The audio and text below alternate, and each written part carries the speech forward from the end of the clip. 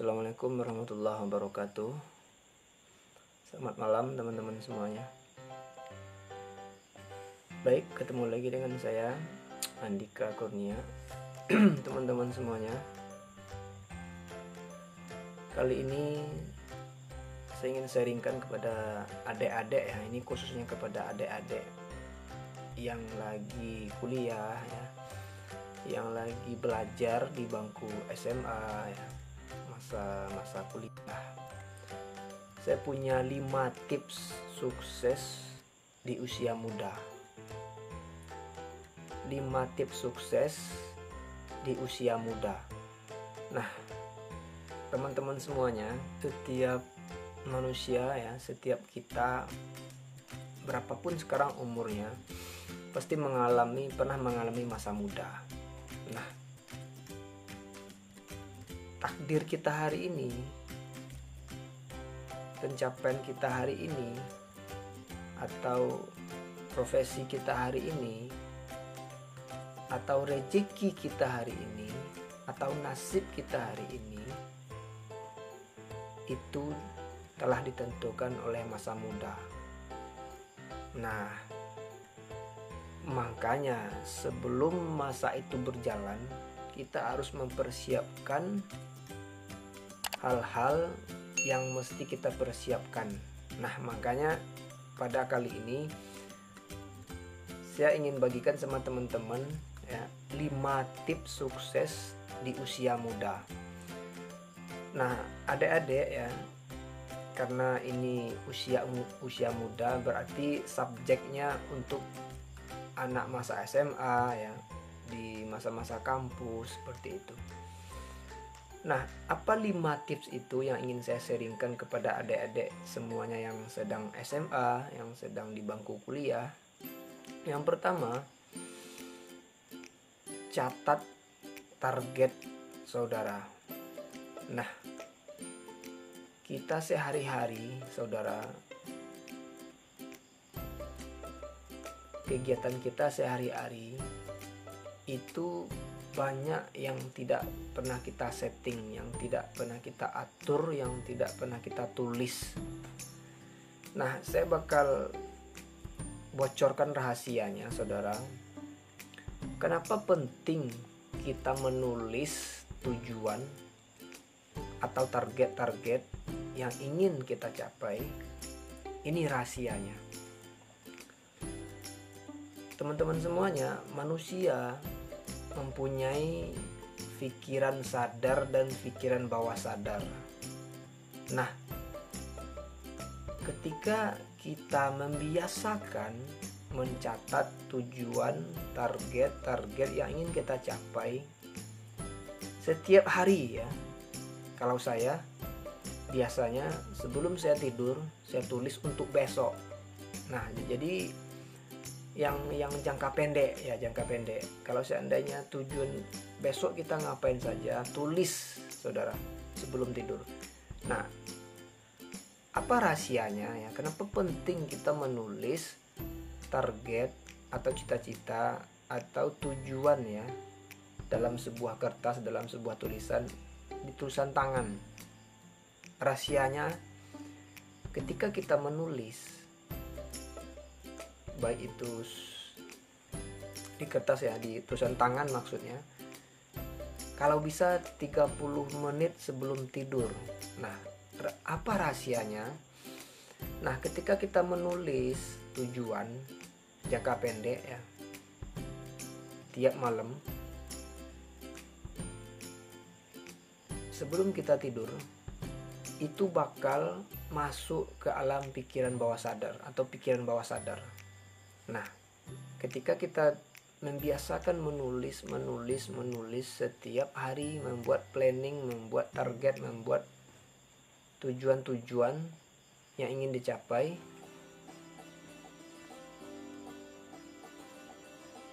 nah makanya dia akan masuk ke pikiran bawah sadar. Nah, video saya selanjutnya saya sudah pernah membahas pikiran bawah sadar ya. Kalau enggak, nanti bakal ya, mungkin banyak adik-adik ya yang masih kuliah, yang masih SMA bingung ya istilah-istilah ini. Baik teman-teman semuanya, ini rahasianya ya. Yang kedua, manajemen time ya. Kelola waktunya ya, atur waktunya. Saudara, adik-adik yang di luar sana ya, ingat ya, waktu itu lebih berharga daripada uang. Nah, jadi hari ini ya, kalau seandainya kita punya banyak uang, kemudian meninggalkan waktu, tidak mengolah waktu, nah nanti 10 tahun yang waktu yang kita buang-buang itu akan kita rasakan karena jangka panjang ya. Karena hari kemarin, hari sekarang itu ditentukan oleh hari kemarin. Kalau seandainya di masa muda kita berleha-leha, tidak memanfaatkan waktu, nah kita yang karena waktu yang telah berjalan tidak mungkin kembali lagi. Kalaupun seandainya ada hari Senin, Selasa, Rabu, itu udah berganti bulannya, udah berganti tahunnya ya. Nah, makanya kalau seandainya kita tidak biasa mengatur waktu setiap hari, nah mana bisa kita sukses di usia muda. Nah, seperti itu ya. Jadi kalau seandainya ada pertanyaan, cara efektif untuk mengatur waktu itu seperti apa? Nah, kita bisa bikin jadwal ya, saudara. Kita bisa bikin jadwal.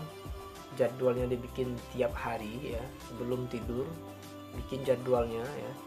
Bangun jam berapa, pergi kuliah, pergi sekolah jam berapa ya. Kemudian pulang sekolah jam berapa. Kemudian makan siang, seluruhnya kerja, belajar lagi, tidur lagi, terus seperti itu.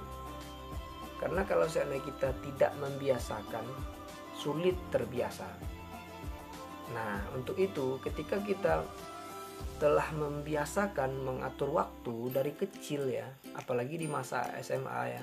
Nah, saudara semuanya, kalau seandainya kita telah terbiasa mengatur waktu, ketika kita sukses, ketika kita telah sampai di tujuan, itu pun kita lebih gampang mengatur kita karena telah terbiasa. Nah, jadi ini yang tips yang kedua, manajemen time. Yang ketiga, mengelola atau manajemen money, kelola uangnya. Saudara, banyak orang yang punya uang ya, atau banyak orang yang berpenghasilan banyak ya. Tapi bagaimana caranya mengelola uang itu, maksudnya tidak membelanjakan hal-hal yang sia-sia. Mengelola uang ini ya, termasuk saya dulu, itu sangat sulit bagi orang. Silahkan cek saudara. Banyak orang yang berpenghasilan besar, tapi uangnya tidak tahu habis pada kemana ya. Banyak orang yang punya pekerjaan, nerima setiap bulan, tapi tidak pandai mengatur uangnya ya. Jadi di mana kita perlu mengeluarkan uang, di mana kita perlu menabung, di mana kita perlu menginvestasikan uang, itu artinya mengelola uang. Nah, minimalnya saudara, ketika kita belajar mengelola keuangan, kita harus punya catatan uang masuk dan uang keluar. Nah, gitu ya adik-adikku yang masih kuliah, yang di masa SMA ya, jangan lupa kelola uangnya. Kalau seandainya hari ini kita terbiasa mengelola keuangan, otomatis kita lebih cerdas finansialnya. Nah, kalau kita cerdas secara finansial, nanti ketika dewasa, ketika kita masuk di ambang pintu keberhasilan, kita lebih gampang mengendalikan uang kita ya, menginvestasikan uang kita kemana ya, yang tepat di mana, seperti itu. Jadi banyak-banyak belajar bagaimana caranya mengelola keuangan, bagaimana cara mencatat. Yang keempat, temukan mentornya dari sekarang. Saudara, mentor itu orang yang bisa kita jadikan pedoman, orang yang bisa kita jadikan inspirasi, orang yang bisa kita jadikan guru, orang yang bisa kita contoh, itu namanya mentor. Oke ya. Nah, kalau seandainya adik-adik hari ini masa SMA, senangnya misalnya di dunia komunikasi, cari mentornya, siapa yang ahli di bidang komunikasi. Jika hari ini ya, adik-adik yang senangnya dunia bisnis misalnya, cari orang yang ahli di bidang itu, belajar dengan dia.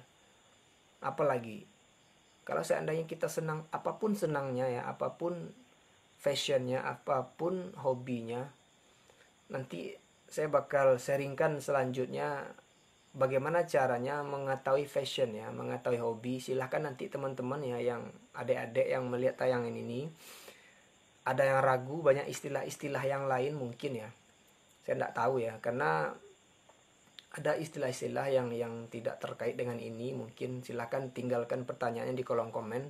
Saya bakal buatkan video khusus untuk menjawab pertanyaan adik-adik. Nah, seperti itu. Nah, ketika kita menemukan mentor ya, kita belajar dari dia. Nah, yang kelima apa? Fokuskan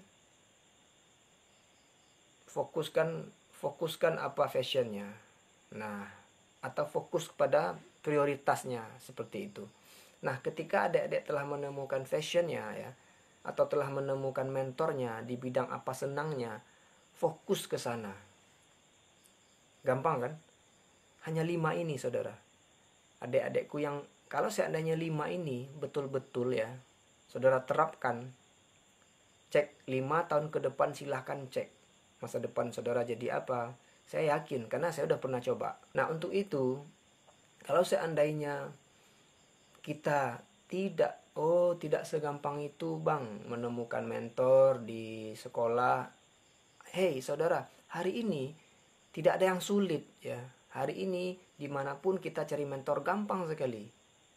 Caranya share Google ya. Masuk ke komunitas-komunitas positif ya. Bergabung ke grup-grup positif.